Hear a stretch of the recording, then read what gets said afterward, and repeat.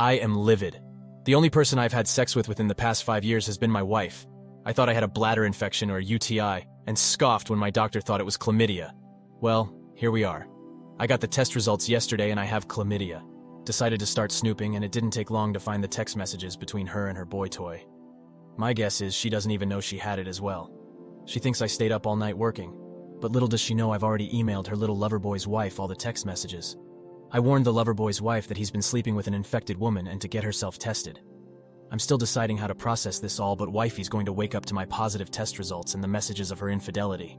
The sun should be coming up in the next hour or two, and probably will be the end of this marriage. Now for the top comments. You should just casually drop his name over coffee. So, I was thinking you should probably tell John he has chlamydia. Damn, I am sorry for you. Wish you the best in the future without a cheating wife. Bad news, an STD and a ruined marriage. Good news, a treatable, non-permanent STD and freedom from a cheating spouse. OP, lawyer up and document it all and take pictures of it as evidence. Now for the update. The short of what happened was, my wife gave me chlamydia. I found out she was sleeping with a coworker and planned to blow our marriage up that night. Thankfully, my drunken mind decided to wait. I'd gotten into contact with the coworker's wife, giving her evidence of what was going on and informing her that the two cheaters probably both had chlamydia. I did this because I suspected my wife was cheating with more than one person. In her texts, her lover boy had asked her if he was the only one she was screwing at the time, and she gave a non-answer. I know this dumb broad well enough that I knew she was screwing someone else as well. Luckily, the coworker's wife got back to me first thing in the morning to explain that she figured he was seeing someone else. The two of them were privately separated at the time, and their separation agreement stated they were not to see anyone else at the time. She had her own suspicions and thanked me for reaching out. We agreed that she would not confront her husband until I could cover my own ass legally in exchange for the evidence I had of their affair together. She also confirmed to me that her husband didn't have chlamydia, at least when they were still together. I decided to not confront my wife that morning. I pretended everything was fine and dandy while I looked for lawyers and dug deeper to figure out the mystery of the chlamydia caper. I installed a keylogger on my wife's personal computer and quickly got access to a secret email. Where guess what?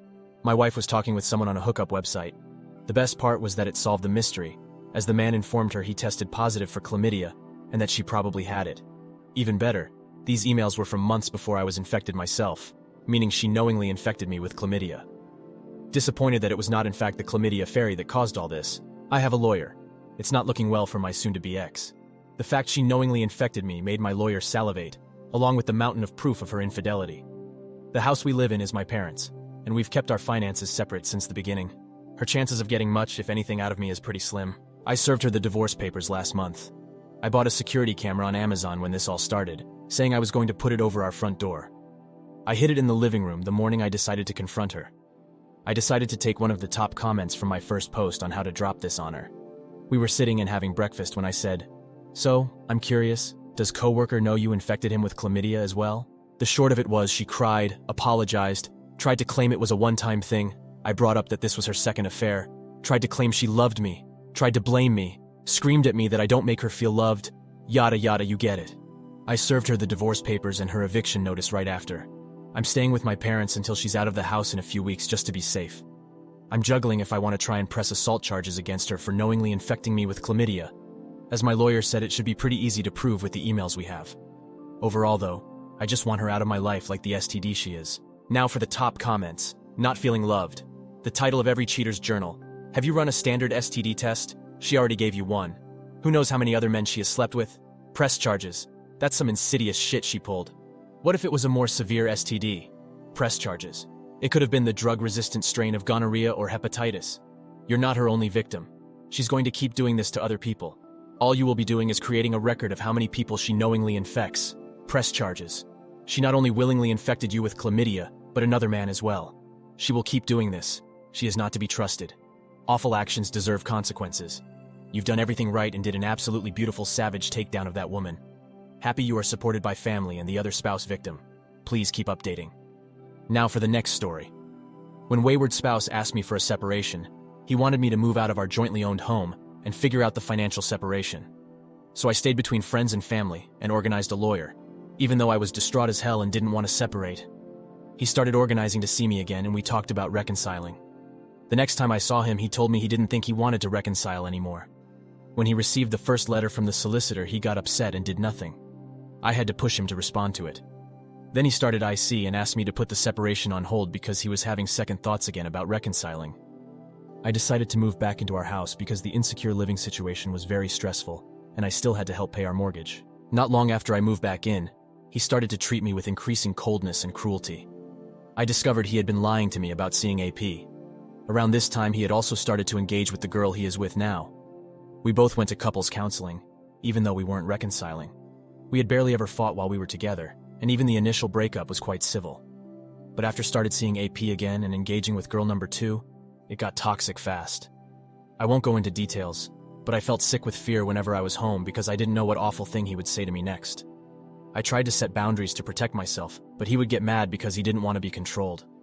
I re-engaged the legal separation not long after it was clear he had no intention of trying. He said he was resolved in his decision to separate, but he was hostile every step of the way. We couldn't have a reasonable conversation about it because he didn't want to deal with it and also saw it as some sort of contest he had to win, and I had to lose. I stopped being proactive about getting things sorted for a couple of months because I was freaking drowning. His response was to hassle me about why I hadn't done anything and when I was going to move out of our house that he hadn't, and still hasn't, bought me out of. Thankfully, he went on holidays for a while, which gave me respite. I moved out and back into an insecure living situation because living with him was too hard.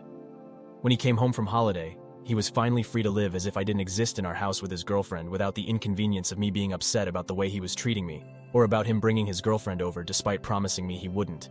Up until this point, he had still been messaging me asking after our dog and if he could take him out for day trips. As soon as I started standing up for my fair share of the split, still significantly in his favor, he started to get very angry because I was being unreasonable. He stopped contacting me and started removing me from social media. We had what was hopefully our final legal meeting 3 months ago and agreed on the split.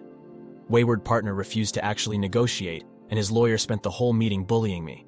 Since then, he has done sweet fuck all except complain about how unfair it all is and how awful I am.